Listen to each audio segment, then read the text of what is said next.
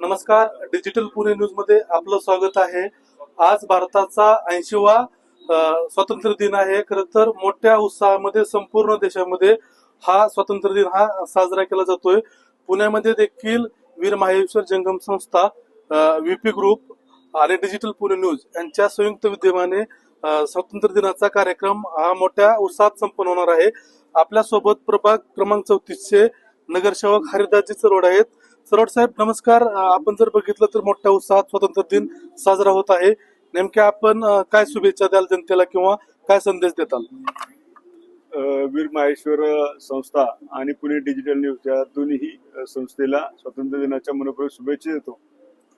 2047 साली 100 वर्ष आपल्या स्वातंत्र्याला होणार आहे आणि आपण पाहिलं असेल की गेल्या 70-80 वर्षांमध्ये देशाची प्रगती जी आहे, त्या देशामध्ये सुईचं उत्पादन होत नव्हतं। आज देश महासत्ता झालेला आहे। ते केवळ आणि केवळ आपल्या नागरिकांच्या एकत्रित प्रयत्नामधून, स्वाभिमानामधून, केलेल्या कामामधून आणि समर्पित भावनेने आपण सर्वजण काम करतो, त्यामधून देशाची प्रगती झालेली आहे। देशामध्ये संविधानामध्ये, घटनेने आपल्याला सर्व अधिकार दिलेले आहेत।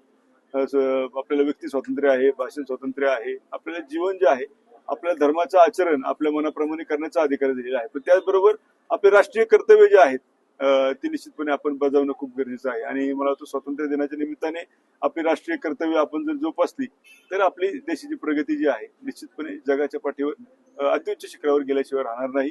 माझी नागरिकांना विनंती आहे की आपण आपल्या स्वातंत्र्याबरोबरच कर्तव्याची सुद्धा जपणूक करावी आणि चांगला समृद्ध भारत घडवण्यासाठी प्रयत्न करावे।